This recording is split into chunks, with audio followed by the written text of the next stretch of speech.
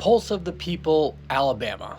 So we do Pulse of the People. It is a chem check on fan bases, how they're feeling after the season has ended, the transfer portal window, the closing out of recruiting classes, how the fan base is feeling after all of that and heading into the spring game. Alabama. Now, this is an interesting one. So, when I think of Alabama and what I feel like their fan base is going through, is a lot like the scene in Happy Gilmore. When Happy Gilmore gets to his house and he's realizing, I'm there, I have all my money, I'm ready to get the house back. Then he realizes it's going up for auction. Then that reaction is like, oh shit, that's Saban leaving. That's all the Alabama fans being like, oh, amazing. We're going into 2024. We have Saban. Everything's fine. Oh, shit. Out of nowhere, Saban's leaving. That's Happy's reaction. Like, oh, what the fuck's happening? Then it's like, okay, maybe this isn't the worst thing. Let's take a deep breath. Maybe we can get it back cheaper than we thought. That's what Happy was going through. That's the DeBoer hire. Okay, great. DeBoer just played for a national championship. He's been proven winner. He knows what he's doing. All right, maybe we can take a sigh of relief. Then it's like, all right, the money is going higher than what I have. Shit, I'm in trouble. Realizing your house is slipping away. That's Bama's portal exodus. That's Caden Proctor leaving. That's Caleb Downs leaving.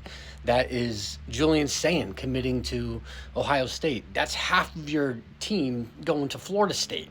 So now it's like, oh shit, what's going on? Then it's like, okay, Happy goes back up to Shooter McGavin, and he's betting on himself. He's like, fuck this, I'm getting my house back. I'm still Happy Gilmore. So he bets on himself, and he calls Chubbs. That's like familiarity and acknowledgement that the Alabama fans have. It's like, all right, we have Nick Saban staying on campus. DeBoer's bringing in Ryan Grubb. He's bringing in some like 3 key Washington players he had from his old squad. And guess what? The 2024 class, even with Julian Sayin decommitting and all of that, like they're still the number 2 class in the country. So then it's like they get to the course, and it's just like remembering we still have the best goddamn drive in the game.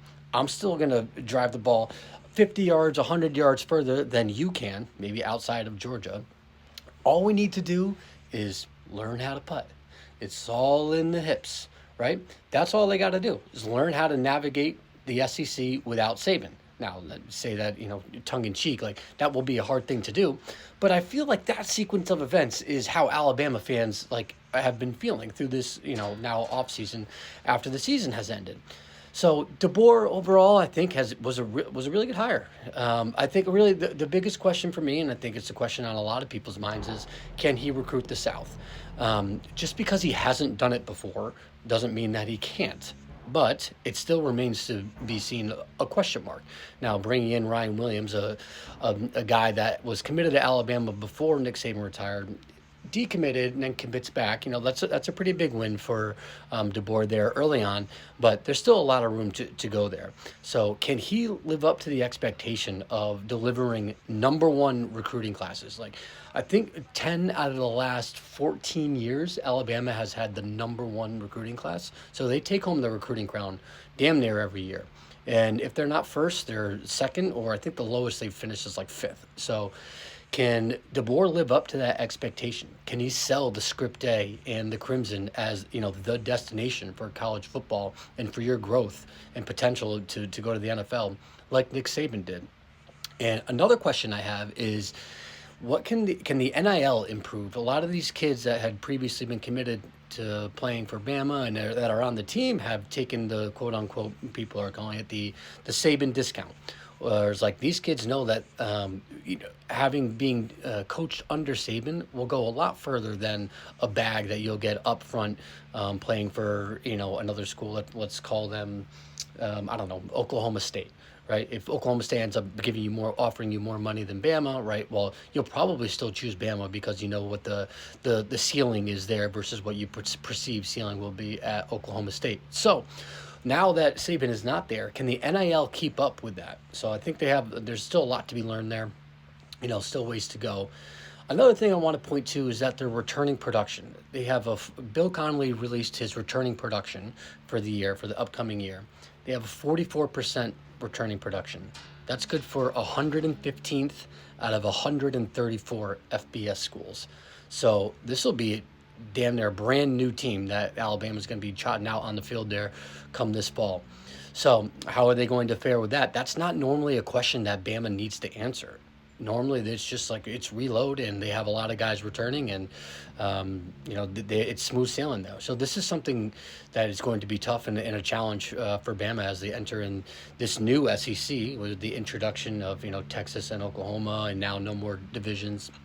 So, you know, all that said, their 2024 slate is not all that difficult in the non-con. They have Western Kentucky, South Florida, which gave them trouble last year, but they're still, the difference between Alabama and South Florida. This shouldn't be a problem. And then they go to Wisco. So, all of those are very manageable, not the hardest out of conference. They had Texas last year, which was much harder.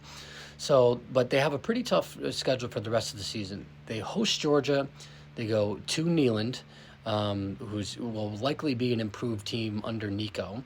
They host Mizzou, who's now a red hot up and coming team, and then they're at LSU, at Oklahoma, and then obviously the Iron Bowl. So they don't have the easiest schedule for DeBoer as he enters in year one. So I think like overall the sentiment is concern over the long run versus the short term. I think the short term, most Bama fans would be like, you know what, our roster is still good enough. We still have a really solid core and a foundation and culture, and Saban's still there. I think we'll be okay in the short term. But what does the long term look like? What if Kalen DeBoer brings in recruiting classes that are in the low teens for like 3 back-to-back years? That's really scary to a lot of Alabama fans. Like what the floor could potentially be, like before Saban. Can they go back to that era? So I think it's scary to what the floor could be, but also potentially excited for having a new shark in the water if it may not be Megalodon.